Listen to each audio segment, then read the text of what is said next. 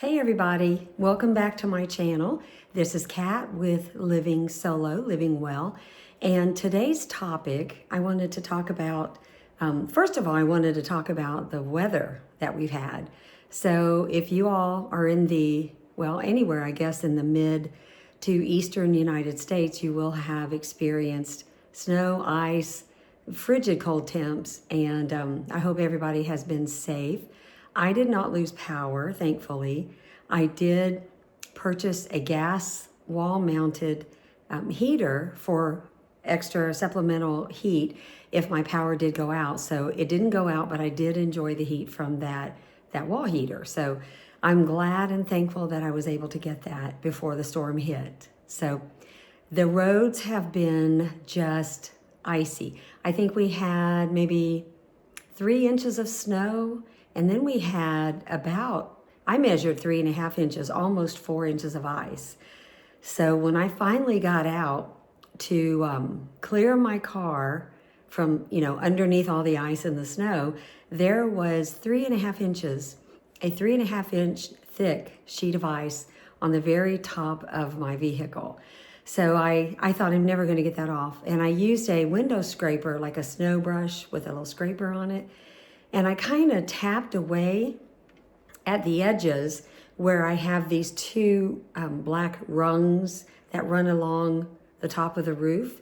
And that's for like tying down luggage or whatever you're carrying on the top of the car. And so I was able to chip away enough, and I'd already warmed up the car. So I let it run for quite a while to kind of melt some of the ice on there. So I did managed to see some space under the ice where the snow originally was.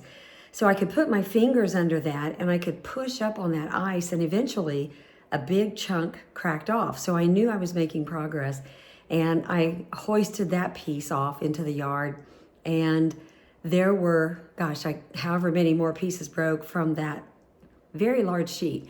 I then had a large thick sheet of ice on my hood. So I kind of had to be really careful because of the windshield. I had left the wipers up and I had cardboard on the windshield. I do that whenever we have ice storms. Not a lot, but anytime that we've had them and I knew it was predicted, I put the cardboard up there. So I was able to chip away at the ice above the cardboard where the wipers were and get the wipers free, because I was afraid to start the car with the wipers frozen to the cardboard and the ice.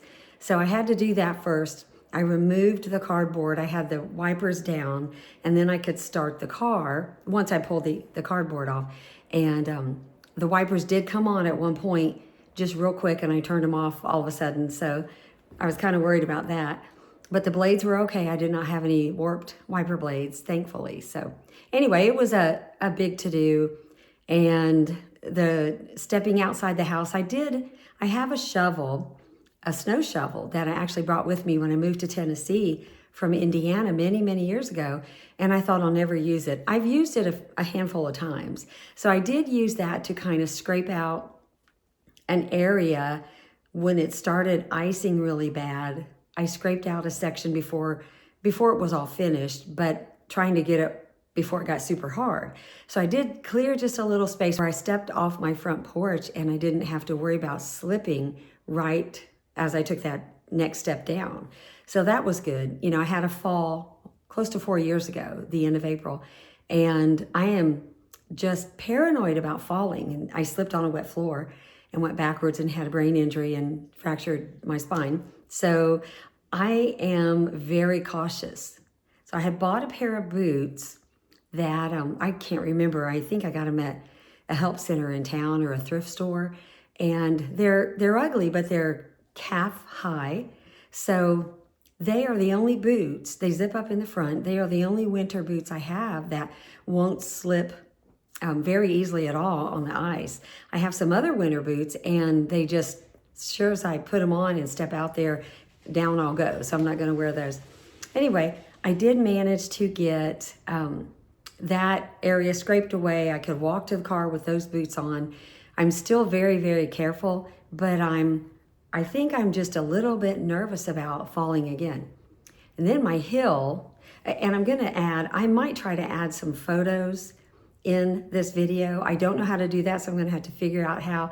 If you don't see those photos, that means I didn't figure it out. So I'm kind of savvy and I do research and figure things out, but sometimes it's hard. So I just can't quite get it.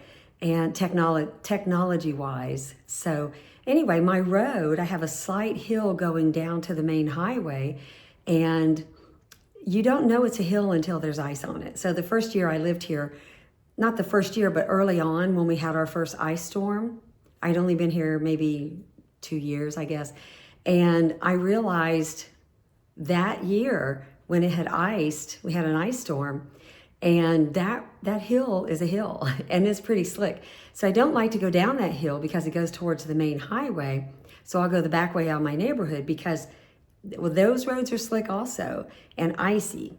But it's in a residential area. So if I'm not able to stop at a stop sign, if it's too slick, generally there's nothing coming. It's very rare that you see another vehicle when you're at that stop sign, that intersection. So I did go that way a few times, and then I braved it back up my hill.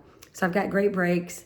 I've got fairly new tires on my car. So I was able to come up the hill. So eventually I got brave enough to go down the hill and kind of stay in where there was a little bit of snow. We had snow, ice, and then snow on top of that. So where there was still some snow that was packed on top of the ice, I was able to keep my wheels on those areas and not slide. So I put it down in, I guess, slow. I have a automatic transmission.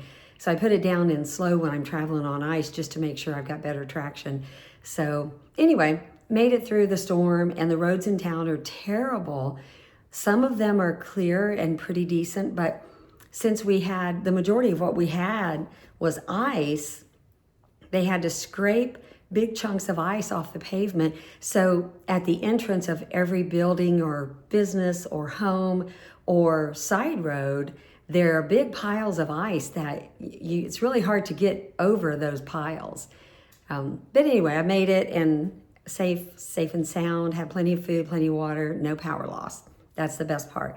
So for 4 or 5 days, I just bundled up, watched TV. I couldn't really get out. And then eventually I did get out and get some groceries.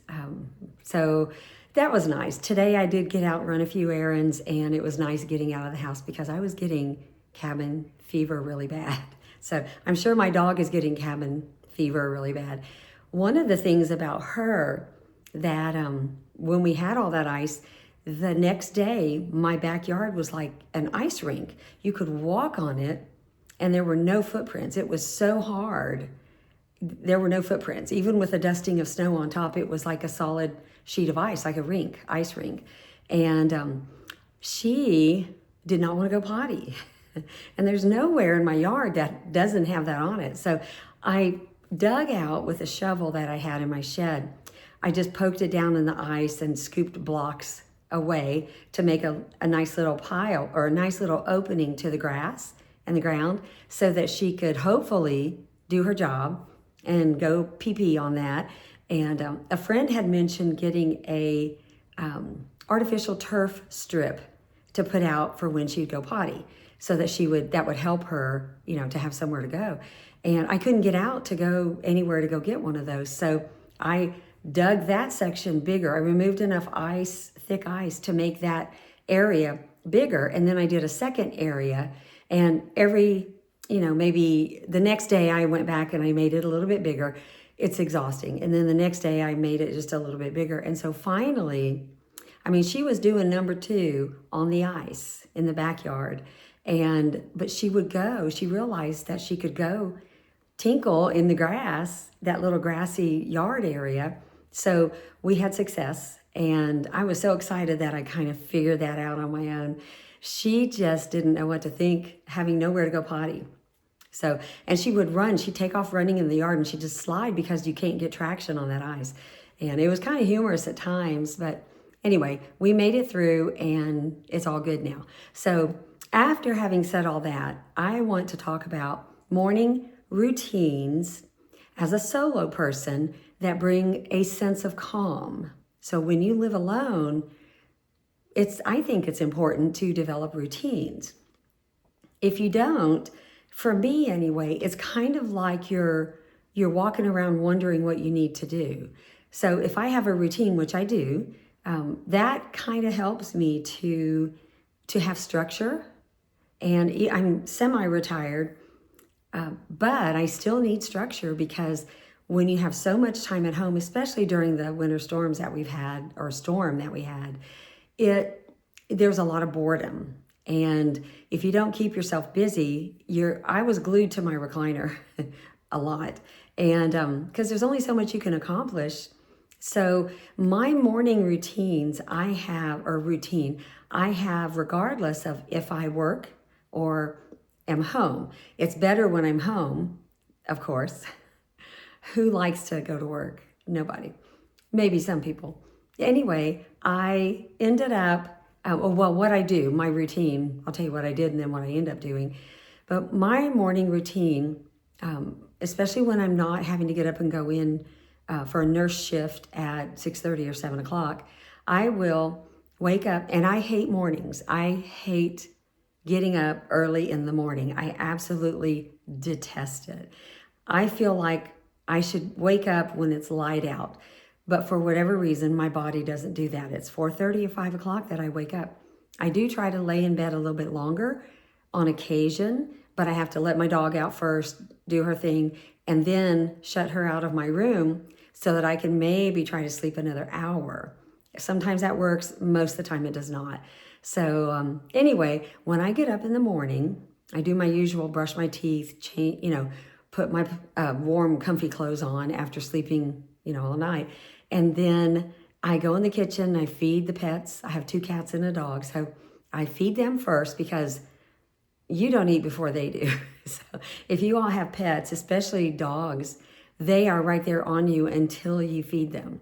So I get them taken care of, and then I make my coffee, and then I may unload. I have a dish drainer. I have a dishwasher, but also have a dish drainer where I wash dishes by hand. And so I put those dishes up, or I'll unload the dishwasher while my coffee is making. And usually for breakfast, I used to not eat breakfast until I had my coffee and I'm up a little bit, but I like something to eat with my coffee. So occasionally I'll have a sausage biscuit that I can heat up. They're little mini ones, so I heat those up in the microwave they stay frozen, so I thaw them. And I will make a batch of really healthy chocolate chip, banana, quinoa, oat flour, and oats muffins. And those are my breakfast muffins. So I freeze a lot of them, and I put what I'll use within the week in a Tupperware bowl with a lid in the refrigerator. So I either have a sausage biscuit or I'll have one of those muffins. And a little bit later, I might have a second muffin, or a couple hours later, I might fix like a scrambled egg or an over easy egg with some Ezekiel bread that it's raisin Ezekiel bread. And I warm it. It stays frozen. And so I warm a slice in the microwave and I'll put some butter on it.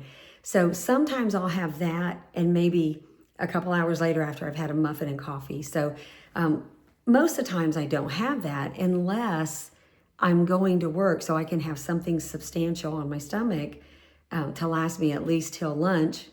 I do have low blood sugar, so I have to eat frequently. Darn it. But I try to have healthy stuff that I can snack on, like hard-boiled eggs, or I keep a protein bar cut up in a baggie in my pocket when I'm working. So in my lab coat pocket. So I can have something kind of to snack on if I feel that I'm needing something. So anyway, that's my morning routine. And while I'm having my coffee, I want to do nothing. I don't want to think about anything important. So I'll watch YouTube. And I'll sit and I'll drink my coffee. I have to have time to get my body and my brain to wake up. I hate mornings. I hate early mornings. And, when I had that brain injury and several years ago, 4 years ago, it has caused me to have a lot of fatigue. So when I wake up in the morning, I'm never rested. I am always tired. And I'm always telling my dog, Mommy's so tired. She's probably thinking, girl, That's your middle name. so, so anyway, I end up sitting for a while, watching a little bit of TV, and then I get up and I start my day. I don't take a shower yet if I'm not going to work. I'll wait because I just want to be lazy and take my time. So I'll get on the computer and I'll do, catch up on emails and different things. So my morning routine, I have to have that structure. Otherwise, I don't know what would happen because I haven't had an unstructured or a non-routine in the mornings. Now, when I have to go to work, which I am starting a PRN nursing job, and that will be, just 3 or 4 days a month, but I'll be training initially. So there will be some days that I do have to get up a little bit earlier than normal, and the same time as normal, but I don't get to do my dragged out morning routine. So it's a little bit sped up so I can shower and get to work on time. So anyway, that's my routine for whether I work or don't work. And I feel like it's important to have that routine because when you don't, for me anyway, I'm speaking from personal experience. For me, it's kind of like I'm lost and it's like I'm bored and what do I do? What do I do? Do I shower now? Do I shower later? I don't have anything I have to do right now. So, it just makes me a little discombobulated, I guess you could say. So I like to have that routine because then I don't have to think about what I do in the morning when I get up. It's just rote. It just is something that comes naturally after I've honed that skill, I guess you could say, for years and years. And I don't know what I do without routine. Now, sometimes, as I've said in another video, many years ago, when I was in elementary school, we did the same routine every day. You went to class, you went down this hall, you went to that class, you went down that hall, you went to lunch. Your day was structured like that. And I remember thinking, I can't wait to blow this joint. I can't wait to get out of here because the routine to me was boring. So, but I was under someone else's control. I think that's probably what it was. I couldn't do what I wanted to do. So now that I'm in control of my own routines, I can choose. And for example, if I don't want to plop my butt down in a chair and watch YouTube while I'm drinking my coffee, I don't have to. I can sit at my table and look on the computer and check my email and whatever else I like to research. So whatever else I want to research. So I don't always love routines, but to keep me sane, I like to have control over my routines. So if I have control over it, I can change it up at any point. And that's the glorious side of being an adult, because you can change your routine, you can establish your routine. If you start to get bored, or if I start to get bored, I'll try something different so that I'm not, if I get bored with my own routines that I've set up, I don't have to do that. I can if I decide I want to vacuum the house in the morning when I wake up, drink my coffee, vacuum, take another sip of coffee, I can do that. So I think the difference between elementary school and now is that I'm in control, and I'm not a control freak, but in elementary school, we had someone telling us where to be. You have to be here. You must do this. You must do that. And I kind of buck the system when that happens. I feel like it anyway. I feel like, I'll show them. I'll do my own thing. So anyway, the morning routines for me bring me a sense of, I don't get frazzled. I don't get stressed because I know what I'm doing and I know what the next thing is that I'm going to do. So I just want to encourage you to establish a routine that brings you peace and calmness in the morning, so that when you start your day, you're not frazzled, you're not stressed, you're not thinking, oh my gosh, what have I got to do today? When I'm relaxing, drinking my coffee and eating my muffin, I'm kind of going over things I need to do. Sometimes I'll have a notepad next to my recliner and I'll jot down what I'm going to do that day. So I'll come up with things and I just make a list. So that time is also made, helps me to organize the rest of my day. Now, when I do start work, it's going to be a little bit different. and it's not going to be very frequent because this is a PRN job. So anyway, this is my routine, or these are my ways that I manage a routine. And I hope that you guys can find the same kind of comfort or calmness in doing something that's a routine, just to kind of de-stress, not add more stress to your day. So take care. I hope wherever you're at, you're not dealing with the storms, the snow, winter, blizzards, because it is rough. It's very difficult. We've had temperatures down in the single digits last week during the blizzard this past week, and we're kind of on the upswing. So there was a second round that came in, but it was for east of Nashville and further east towards the Carolinas. So it missed us because we're kind of west middle Tennessee. So thankfully, we didn't get anything this round, this weekend. Anyway, be sure to like, share, and subscribe. And I would love to hear your comments about whether or not you have a routine when you wake up in the morning. Do you find that brings you calmness and peacefulness? Or do you just wing it and that's what works for you? Please drop a comment below and we can talk about it. I'd love to hear what you have to say. So I hope you guys stay safe, and I will see you on the next video.